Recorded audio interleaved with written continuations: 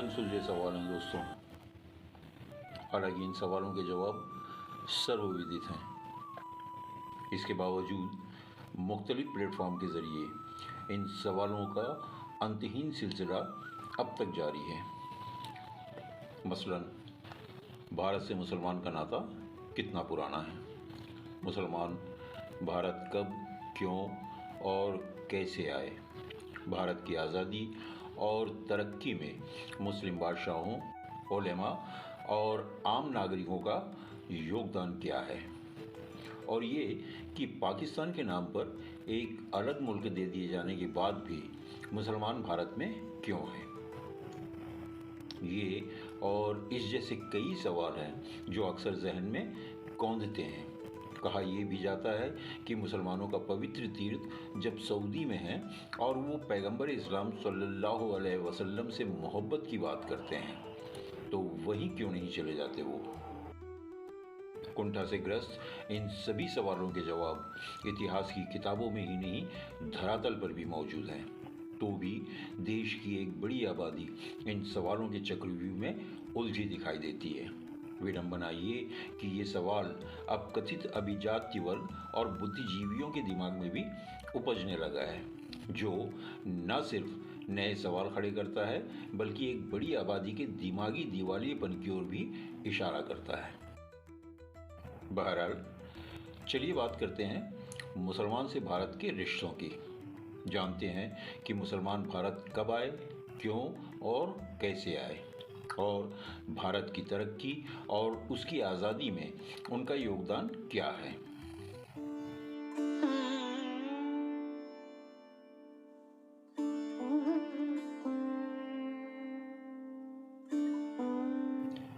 इतिहासकारों के मुताबिक हजरत ईसा अलैहिस्सलाम की विलादत के वक्त से ही हजारों अरब सौदागर भारत के पश्चिमी और पूर्वी बंदरगाहों पर आबाद थे। खासकर पश्चिम में चाल, कल्याण, सोपारा और मालाबार तट पर अरबों की कई बड़ी बस्तियों का जिक्र उस समय के इतिहास में मिलता है। ईरान, अरब, अफ्रीका और यूरोप के दीगर कई मुल्कों के साथ भारत के तिजारती ताल्लुकात थे, जिसकी वजह से भारत की पूर्वी तट सहित भारत के कई बड़े इलाकों से मुसलमान न सिर्फ अच्छी तरह वाकिफ थे, दूसरी कौम के लोगों के साथ घुल मिल कर रहते भी थे। यहाँ तक कि सिंध पर मोहम्मद बिन कासिम की हुकूमत कायम होने के बावजूद भारत का वातावरण सौहार्दपूर्ण बना रहा और अगले 300 सालों तक किसी मुस्लिम बादशाह ने हमलावर होने की गरज से भारत का रुख नहीं किया था, सिवाय महमूद गजनवी के।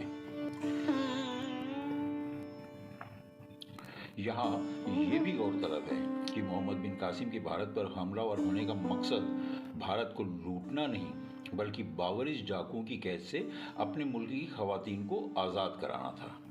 अगर मोहम्मद बिन कासिम के भारत पर हमलावर होने का मकसद भारत को लूटना होता तो उसके हमले का जिक्र भी महमूद गजनवी के साथ होता, लेकिन ऐसा है नहीं। इसके उलट सिंध और मुल्तान पर मोहम्मद बिन कासिम की हुकूमत को इतिहासकार धार्मिक उदारता और नरमी की जीती जागती मिसाल बताते हैं। इतिहासकारों के मुताबिक मोहम्मद बिन कासिम के सिंध और मुल्तान पर हुकूमत कायम कर लेने पर तेज मिजाज तस्वुर किए जाने वाले इराक के गवर्नर हज्जाज ने उसे नसीहत की थी कि रियाया ने जब आत्मसमर्पण कर दिया है और खलीफा को टैक्स देना मंजूर कर लिया है तो उनके साथ अपनी रियाया की तरह बर्ताव किया जाना चाहिए। यही नहीं, भारत के साथ मुस्लिम बादशाहों की उदारता का अंदाज़ा खलीफा हज़रत उमर फारूक रज़ियल्लाहु ताला अन्हु की उस नसीहत से भी लगाया जा सकता है जो उन्होंने इराक के उस वक्त के गवर्नर सख्फी को की थी। वाक़या ईस्वी सन 636 का है, जब अरबों की एक जल सेना मुंबई के एक टापू में देखी गई थी। खलीफा हज़रत उमर फारूक रज़ियल्लाहु अन्हु को जब इसकी खबर लगी, उन्होंने इराक के उस वक्त के गवर्नर सख्फी के तई नाराज़गी जाहिर करते हुए फ़ौज को फ़ौरन वापस बुलाने का हुक्म सादिर किया था। साथ ही ताकीद की थी कि अगर फिर भारत पर किसी ने चढ़ाई की तो उसे कड़ी सज़ा दी जाएगी। ये मिसालें इस बात का सबूत है कि भारत और मुसलमानों के आपसी ताल्लुकात किसी ज़माने में जात पात और मुल्क की सरहद से परे थे। भारत पर मोहम्मद बिन कासिम के हमले को भी इतिहासकार भारत को लूटने की गरज से किया गया हमला मानने से इनकार करते हैं। इतिहासकारों के मुताबिक मोहम्मद बिन कासिम ने हमले की गरज से भारत का रुख तब किया था जब बात उनकी इज्जत और वकार पर आ गई थी, इसलिए नहीं कि उसे भारत को लूटना था। इतिहासकारों के मुताबिक ईस्वी सन 712 में जब सेलोन में आबाद इराकी परिवार की कुछ खवातीन एक बहरी जहाज में सवार अपने मुल्क लौट रही थी, काठियावाड़ के पास डाकुओं ने जहाज पर हमला कर उन्हें अगवा कर लिया था। इस बात की जानकारी जब इराक के गवर्नर हज्जाज को हुई, उन्होंने अपने भतीजे मोहम्मद बिन कासिम को ये जिम्मेदारी सौंपते हुए कहा था, भारत का रुख करो और अपने मुल्क की खवातीन को आज़ाद कराओ।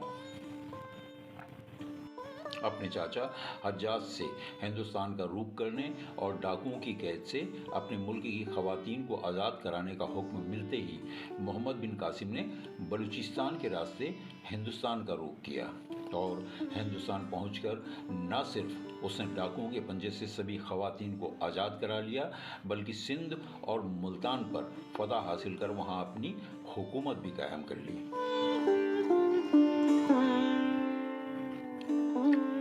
मोहम्मद बिन कासिम का ये हमला भारत पर किसी मुसलमान का पहला हमला बताया जाता है और ये हमला भी तब हुआ था जब मशरिक में तातार तक और मगरिब में स्पेन तक मुसलमानों की हुकूमत थी। इसके बावजूद किसी मुसलमान हुक्मरान ने हमले की गरज से भारत का रुख नहीं किया था। यहाँ ये गौरतलब भी है कि भारत पर मुस्लिम हुक्मरान का वो पहला हमला इंसानियत की हिफाजत के लिए किया गया हमला था। यूँ हिंदुस्तान पर उससे पहले कई और कौमें हमलावर हुई, लेकिन मोहम्मद बिन कासिम के उस हमले का मकसद सबसे जुदा था। भारत को अमन का गहवारा बनाने वाला वो हमला मोहम्मद बिन कासिम की इंसाफ पसंदी और खलीफा हजरत उमर फारूक रज़ी अल्लाह अन्हु की ताकीद भारत के साथ इस्लाम के रिश्तों की खूबसूरत मिसाल है। इसलिए जब हम हिंदुस्तान और मुसलमान के रिश्तों की बात करते हैं तो हमें ये याद रखना चाहिए कि हमारी कहानी शुरू ही मोहब्बत से हुई थी, ना कि मुठभेड़ से। दोस्तों, भारत और मुसलमान के रिश्तों को और गहराई से जानने के लिए यहाँ ये ज़रूरी हो जाता है कि हम उस वक्त के भारत के हालात को पहले अच्छी तरह जान लें। ये जान लें कि मोहम्मद बिन कासिम के बाद और महमूद गजनवी के हमलावर होने से पहले इन 300 सालों के दरमियान भारत की स्थिति क्या थी। उस भारत की जिसकी सरहद कश्मीर से कन्याकुमारी तक ही सिमटी नहीं थी, बल्कि सीस्तान, हेरात, अफ़गानिस्तान और बलूचिस्तान तक का पूरा इलाका हिंदुस्तान कहलाता था। यानी जब भारत पर हुकूमत का मतलब सीस्तान, हेरात, अफ़गानिस्तान और बलूचिस्तान तक हुकूमत करना हुआ करता था। यही वजह है कि उस जमाने के उन हमलों को भी, जिनका दायरा कभी सिंधु नदी के तट से आगे नहीं बढ़ पाया था, हिंदुस्तान पर हमला बताया जाता है। मसलन 522 ईस्वी के आसपास ईरान के मशहूर बादशाह दारा को भी उत्तर भारत के कुछ इलाकों का हुक्मरान बताया जाता है, जबकि दारा की शिलालेखों से पता चलता है कि उसकी हुकूमत सिंधु नदी के तट तक ही सिमटी हुई थी।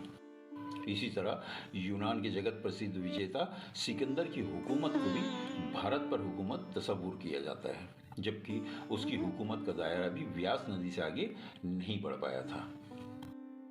ईसा से करीब 2500 साल पहले हुए उस हमले को भी मिथक बताया जाता है, जिसे भारत पर किसी कौम का सबसे पहला हमला बताया जाता है।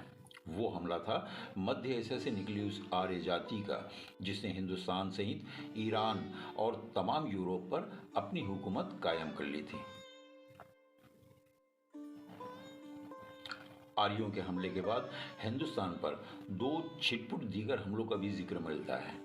पहला हमला असीरिया की मल्लिका सेमीरामिस का था, जिसने ईसा से करीब 800 साल पहले बलूचिस्तान को पार कर हिंदुस्तान पर फतह करने की कोशिश की थी।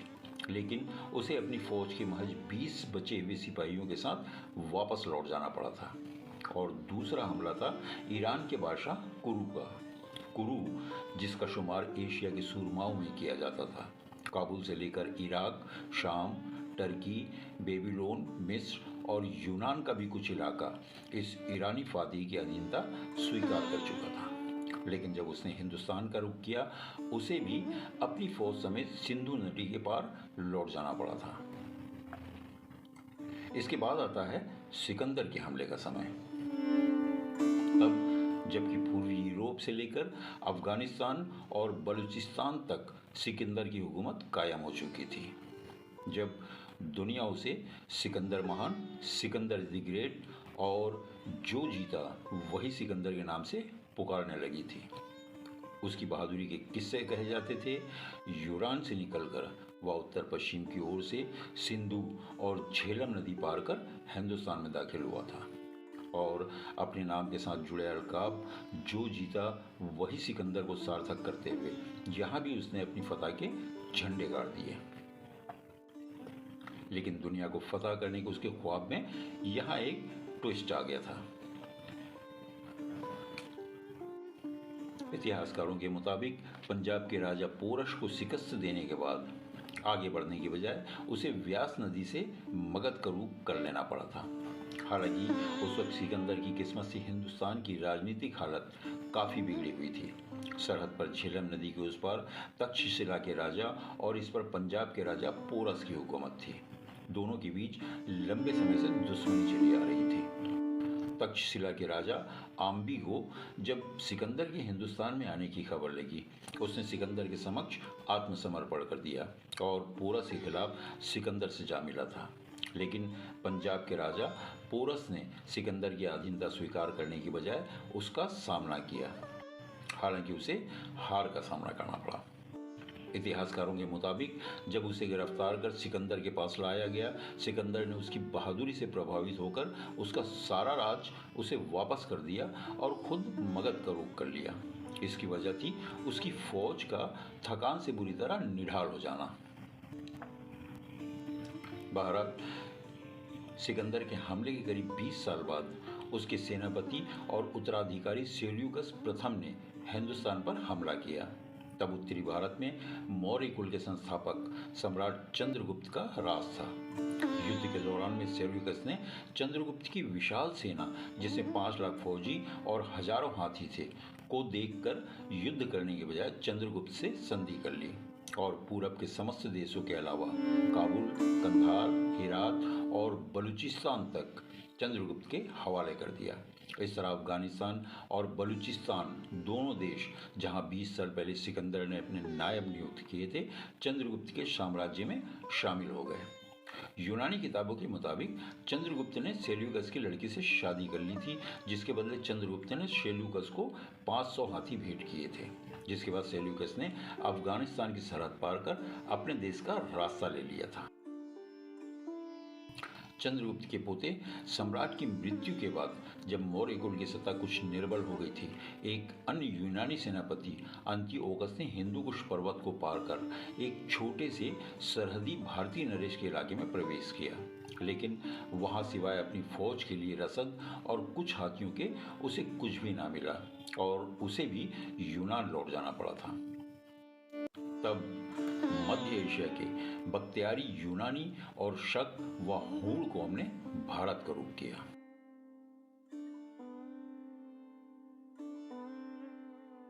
बख्तियारी सल्तनत दरअसल सिकंदर की फौज के कुछ लोगों द्वारा ही कायम सल्तनत थी। सिकंदर ने उन्हें हिंदुस्तान के कुछ एशियाई प्रांतों का शासक नियुक्त किया था। सिकंदर की मौत के बाद उन्होंने इराक और उसके आसपास एक सुंदर सल्तनत कायम कर ली थी, जो आगे चलकर बख्तियारी सल्तनत के नाम से मशहूर हुई। इन बख्तियारियों ने सेल्यूकस की शिकस्त का बदला लेने के लिए पहले हेरात, अफगानिस्तान और बलूचिस्तान को फतह किया। उसके बाद सिंधु नदी के उस पार हमले किए, जो पंजाब, सिंध और सौराष्ट्र तक जा पहुंचे थे। इन हमलों के दौरान कई यूनानी हिंदुस्तान में ही बस गए थे। उन्होंने यूनान से सभी तरह के रिश्ते खत्म कर लिए और हिंदुस्तानियों के साथ ही घुल मिल गए थे। यहाँ तक कि हिंदुस्तान की भाषा, यहाँ के साहित्य और मजहब तक को उन्होंने आत्मसात कर लिया था। तब यानी हजरत ईसा की जन्म सदी में सिंधु नदी के पश्चिम में गांधार और पुष्कलावती की ओर से पूरब में तक्षशिला तक शक जाति का शासन था। बाद में पहला कौम ने सिंध पर विजय हासिल कर दक्षिण की ओर बढ़ना शुरू किया, लेकिन आंध्रकुल के सम्राटों ने मध्य और दक्षिण भारत को उनके हमलों से बचाए रखा। उधर दक्षिण में विंध्य और अफगानिस्तान के सरहदी प्रदेश तक शक जाति के सबसे मशहूर सम्राट कनिष्क की हुकूमत थी। बौद्ध मत के अनुयायी और भारत में कुषाण साम्राज्य और बौद्ध मत के महायान संप्रदाय की नींव रखने के लिए जाने जाने वाले सम्राट कनिष्क के सिंहासन पर बैठने के समय से ही भारत में शक संवत की शुरुआत मानी जाती है। उसी बीच भारत पर उस जाति की नज़र पड़ती है जिससे एशिया तो क्या, यूरोप का करीब करीब कोई भी मुल्क बच ना सका था। यहाँ तक कि चीन की वो प्रसिद्ध दीवार भी इन्हीं जालिम हमलावरों से बचने के लिए वजूद में आई थी। वो थे हूण जाति के हमलावर, जिसने ईसा से करीब 150 साल पहले हिंदुस्तान में कायम बख्तियारी साम्राज्य को तहस नहस कर दिया, जिसने रूस और यूरोप को बर्बाद कर दिया और जिसकी वजह से 1000 साल तक ये मुल्क वीरान ही रहा। इराक से लेकर हिंदुस्तान की उत्तर पश्चिमी सरहद तक सारा मुल्क इसी जाति के अधीन था।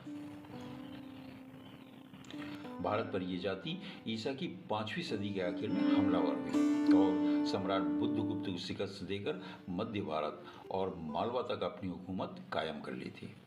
लेकिन जिसने पूरी दुनिया में आतंक मचाए रखा था, जिसके खौफ से चीन को अपनी सरहद पर दीवार बनानी पड़ी थी, हिंदुस्तान के सम्राट यशोधर्मदेव ने 573 ईस्वी में हिंदुस्तान से पूरी तरह उनका अस्तित्व ही मिटा दिया था। और यही वो वक्त था जब अरब के आसमान पर एक नया आफताब तुलू हो रहा था। वक्त था पैगंबर इस्लाम सल्लल्लाहु अलैहि वसल्लम की यौम विलादत का। ईस्वी थी 569। वो सदी जब दुनिया की तारीख में एक नए चैप्टर की शुरुआत हुई। विलादत के 40वें साल में पैगंबर इस्लाम सल्लल्लाहु अलैहि वसल्लम ने अपने नबी होने का ऐलान किया और इसके साथ ही दुनिया एक नई तारीख रकम करने के लिए खुद को तैयार करने लगी। एक अल्लाह की इबादत करने, इंसानों में कोई भेद ना करने, बेटियों की हिफाजत और औरतों की इज्जत करने, बुरे कामों से दूर रहने और हर किसी के साथ अच्छे अखलाक से पेश आने की पैगंबर इस्लाम सल्लल्लाहु अलैहि वसल्लम की तबलीग का ये असर हुआ कि कुछ ही सालों में समूचे अरब ने पैगंबर इस्लाम सल्लल्लाहु अलैहि वसल्लम से बैत कर ली।